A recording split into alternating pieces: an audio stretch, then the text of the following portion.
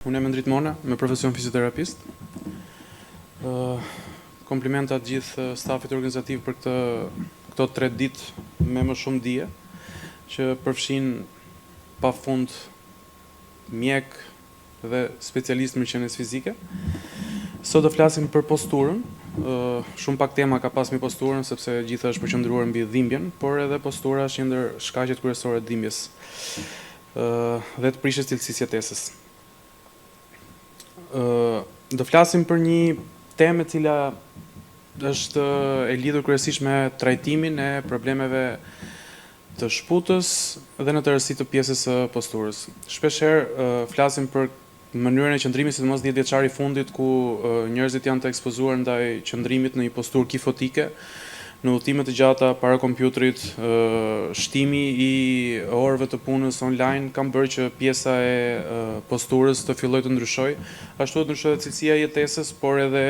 disa gjëra të cilat lihen në harres. Dhe në momentin që ne merremi me trajtimin e posturës, shpeshherë fokusohemi vetëm tek problematika, pa e parë në tërësi në mënyrë globale se nga mund të vijë apo kush janë shkaktarët kryesorë. Për të bërë një qartësim, çfarë është postura, çfarë është deformimi, sepse shpeshherë ndeshemi me termin skolioz apo kifoz, por të dyja termat kanë të bëjnë me një deformim skeletik. Ndërsa postura është mënyra jone e qëndrimit ose sjellja e trupit në hapësirë dhe në kohë, në të treja dimensionet, dhe këtu shpeshherë termat fillojnë edhe ngatrohen me njëra tjetrën duke bërë të mundur një farë frike, sidomos kur flasim për grup moshat e vogla, sepse prindrit tashmë janë mjaftueshëm të ndjeshëm ndaj këtyre temave dhe çdo gjë e lidhin me deformimin. Pra, një terminologji e tillë siç është skolioza apo kifoza është një terminologji jo e gabuar, por le të themi që mund të hapi panik më shumë se ç'duhet. Dhe ashtu siç janë çantat edhe mjetet rrethanore siç janë bankat, shpeshherë prindrit i vënë fajin ose atribuojnë çdo gjë atyre, por nuk është realisht kështu. Nëse flasim për deformim, ajo është një deformim skeletik, i cili në 80% të rasteve është idiopatike, që do të thotë pa një shkak real, edhe nëse deformimi do ndodhi. Dhe postura është mënyra jonë se si ne sillemi ndaj mjeteve të cilat kemi dhe mënyrës jetesës, e cila mund ndryshojë nga mëngjesi deri në darkë, mund të kemi postura të ndryshme. Por dallimi ndërmjet këtyre dy gjërave bëhet sidomos edhe në aspektin e rehabilitimit. Postura është një faktor i cili trajtohet pothuajse në çdo moshë dhe është i ndryshueshëm, ndërsa deformimi skeletik ka një kufi trajtimi e cili është deri te pjekuria kockore, pra le të themi moshës 16, 17, 18 vjeç. Testet kryesore, testi kryesor i cili mund të na ndajë shumë gjëra, siç është postura dhe deformimi. Nëse flasim për posturë, ne shohim një asimetri estetike, një asimetri fizike, niveli i supit, niveli i skapulës, këndit poshtë skapulës, trekëndshi që formohet ndërmjet dorës dhe baçinit, pjesa se si ne ecim dhe se si mbajmë këmbët, pra deformimet e gjymtyrëve të poshtme që mund të jenë edhe ato thelbësore në rotacionet e baçinit dhe pastaj zinxhirët edhe deri tek mënyra se si mbajmë qafën edhe komplet kolonën. Por në momentin që ne shohim një person në mënyrë statike apo dinamike dhe shohim këto asimetri, është testi kryesor i deformimit, i cili është testi Adams, ku operatori rri mbrapa dhe në vijën horizontale derisa pacienti ulet me 2 duart të bashkuara pa përthyr gjunjt, pra gjunjt në ekstension, deri në sa shfaqja e kolonës të jetë pothuajse horizontale me shikimin e operatorit. Dhe në rastet kur ne shikojmë asimetri dhe rotacione të mundshme të deformimit, atëherë kemi bërë me një deformim skeletik. Në momentin që ne shohim një pacient të tillë, por testi Adams del negativ, le të themi, pra nuk është se kemi rotacione të mëdha, atëherë kemi të bëjmë një posturë të ndryshueshme. Në momentin që kemi këtë lloj pacienti i cili postura është e ndryshueshme, mënyra e terapisë mund të jetë në shumë drejtime, duke filluar që nga terapia podoposturale, cilën ne do flasim sot, deri tek elemente të tjera të terapisë që mund zgjedhë fizioterapisti. Ndërsa në momentin që kemi këtë lloj deformimi, atëherë duhet jemi të sigurt në mënyrën se si do ndiqet ky pacient. E para, ekzaminimi radiologjik për të konfirmuar këtë lloj rotacioni dhe deformimi i cili është shkaktuar në skelet, matja e gradëve në grafi të këndit të kopit dhe pastaj zgjedhja e mënyrës së trajtimit, e cila mund të jetë trajtim fizioterapeutik specifik dhe këtu po e theksoj, trajtim fizioterapeutik specifik, jo i përgjithshëm, sepse ka shkolla të specifike që trajtojnë deformimet e kolonës, ose bustet korrigjuese, të cilat kalojnë në mënyrën e dytë të trajtimit kur kemi kaluar mbi 20 apo 25 gradë të këndit të kobit bashkë me shkaqet e tjera shoqëruese. Këtu kam zgjedhur disa foto të pacientëve të cilët unë pothuajse shoh për ditë, të cilat ndonjëherë deformimi është lidhur me mënyrën e posturës. Kemi pacientët e parë, të cilët si pasojë një hiperlordoze lumbare, dhe ky është një deformim skeletik, kemi një prishje të posturës në formim të një baçini të çuar përpara, mënyra e qëndrimit nuk është ashtu siç duhet, mënyra e qafës nuk është ashtu siç duhet. Kemi edhe pacientë të cilët thjesht janë probleme posturale, siç mund të jenë niveli i supeve, hapësira që kemi tek bryli me hapësirën tjetër, njëri krah më i gjatë se tjetri, këndi ndërmjet veshit dhe supit ndryshe nga këndi me ndërmjet supit dhe duke vazhduar gjymtyrët e tjera. Kemi posturë kifotike me një hark të lordozës të shtuar dhe me një qafë të dalë përpara ku sistemi muskular, sidomos sternokleidomastoidët apo gjithë grupi i muskujve të tjerë fillon të ndryshon. E njëjta gjë te kjo vajza. Pra, kemi rastet kur skeleti dhe deformimet e kolonës prish totalisht posturën, kemi rastet kur postura është një mjet i ndryshueshëm dhe kjo duhet bërë që në hapat e para për të bërë diferencimin.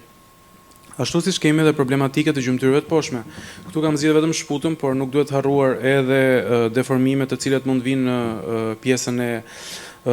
koksofemoralit apo të pjesës gjurit, ku mund kemi genovarum apo genovalgum, por kemi raste kur këtu kemi një genovalgum, i cili ndikon tek mënyra e shkeljes, gjithashtu edhe mënyra e trupit se si është pacienti sipër. Apo harku më shumë se ç'duhet, ku është një fëmijë me high arc, ku shkelja nuk është në mënyrën e dur dhe ngarkesat muskulare mund të jenë zinxhir, duke filluar që nga pjesa e muskujve tibial, në tensor fascia lata, gluteus dhe pastaj ndikon zinxhir, nëse këto nuk kapen në kohën e dur. Kemi rastet kur një asimetri e gjymtyrëve neglizhohet dhe teste shumë thjeshta për të parë disnivelin e gjunjëve mund të kapin problematika që në lindje, që mund të jenë problemet e koksofemoralit apo problematikat le të themi të rralla skeletike, të cilat mund të sjellin asimetri të kuptueshme dhe të diagnostikuara pastaj edhe me anteradiologjisë. Ashtu pastaj ato gjërat më komune të cilat ne njohim, pra bashkimi i dy maleolave, ku talusi futet nga brenda që është talus valgus ose pes planus valgus, e cila është patologjia le të themi më e shpeshtë e pjesa e fëmijëve. Llojet e tjera të terapisë të cilat mund zgjedhin për tillë pacient janë ato të cilat fola pak më parë, ushtrimet specifike të kolonës, physiotherapeutic scoliosis specific exercises, janë 7 shkolla të njohura në të gjithë botën të cilat trajtojnë deformimet e kolonës. Ashtu siç kemi dhe rehabilitimin postural, siç është Mezerius apo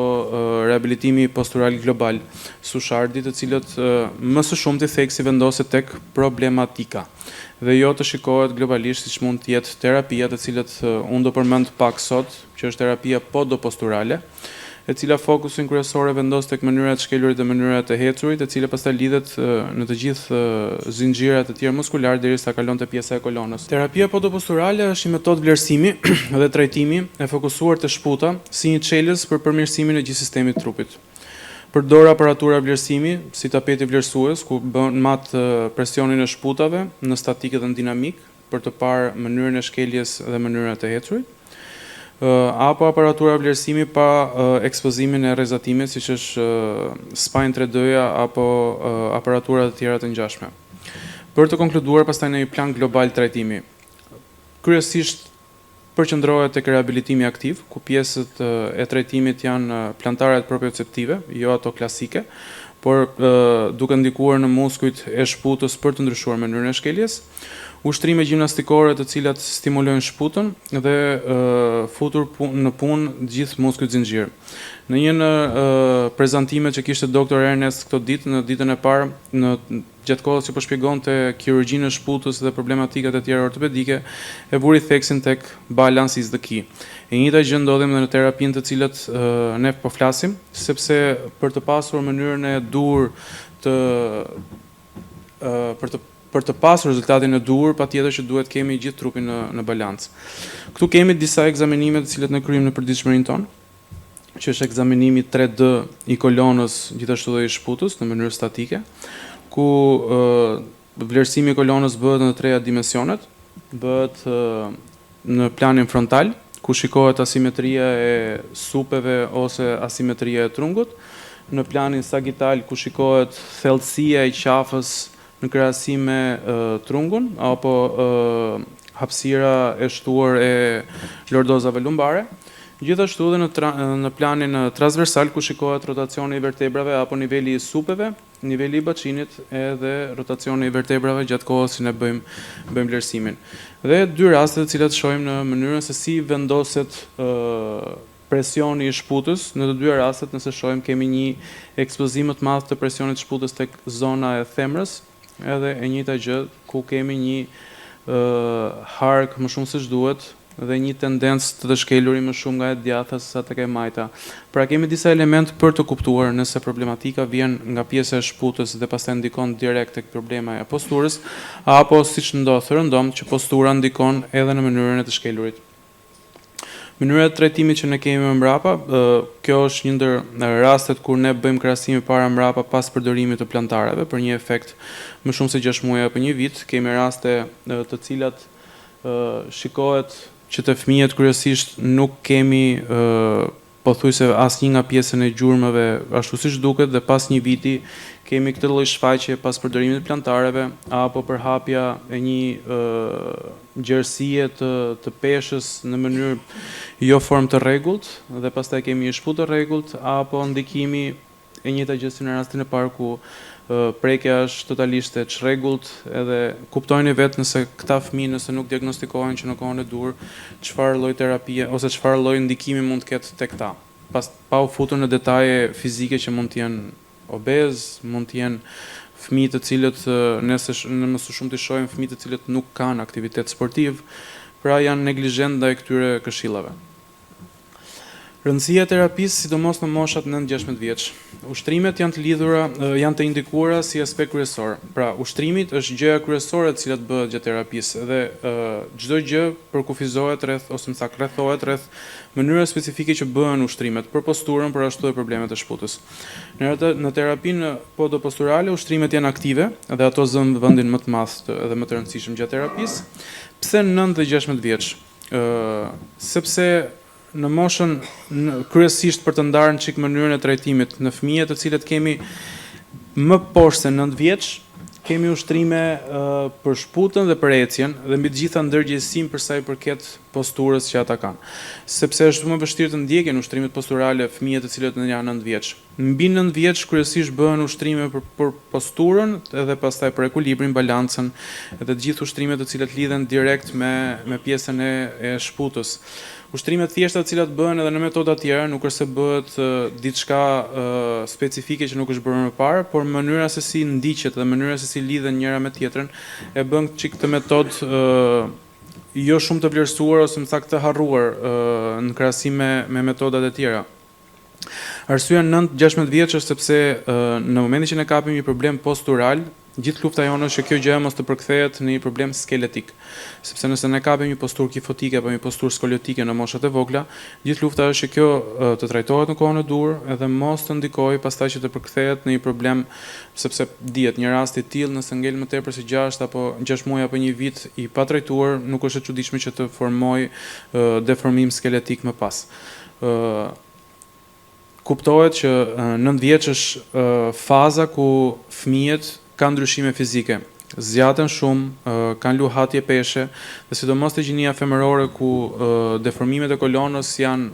80% më të shprehura te femrat se sa te meshkujt. Në këtë moshë le të themi që ndryshe nga një 10 vjeçar më parë, tani te femrat menstruacionet vijnë shumë më shpejt. Dhe le të themi nëse më parë e kishim tek 13-14 vjeçarët ardhin e menstruacioneve, tani e kemi që në moshën 10-11 vjeç. Dhe në këtë grup mosh, në bazë statistikave që ne kemi në trajnimet që bëjmë, edhe në literaturën në cilën ne lexojmë, kuptojmë që 1 vit para ardhes menstruacioneve dhe 1 vit pas ardhes menstruacioneve, le të themi është ndryshimi më i madh fizik, sidomos në gjinin femërore, sepse nuk njihen, kemi një fëmijë i cili ndoshta nuk është marrë më parë me aktivitet fizik dhe duhet kuptojmë që ky ndryshim i cili vjen për një herë në këtë fëmijë e gjen një muskulaturë të papërgatitur për të ruajtur ndryshimet fizike që vinë në të. Dhe pastaj është shumë e kollaj që të kalojmë në postura dhe në deformime shumë të mëdha. Më pas kemi 2-3 ushtrime të vogla të cilat thash bëhen pothuajse në të gjitha metodat, por ndonjëherë harrohen. Janë ushtrime të thjeshta për sa i përket shputës.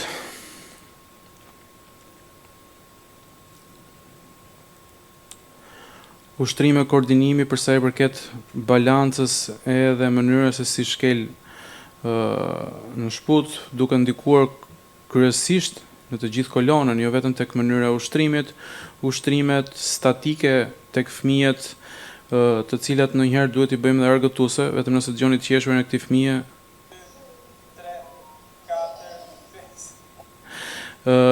Duhet i bëjmë mjaftueshëm argëtuese sepse është shumë e vështirë që t'i tërheqim vëmendjen e tyre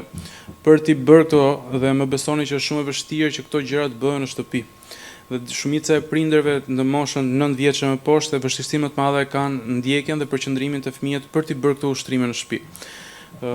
Sepse nuk e gjen kohën, jeta është shumë dinamike, prindrit nuk e rrin dot e koka, fëmijët nuk të dëgjojnë, janë të shpërqendruar, nuk janë mësuar me aktivitete fizike. Dhe ndoshta ambienti ku një person i jashtëm, siç është fizioterapisti, mund ta bëjë atë akoma më të dëgjueshëm.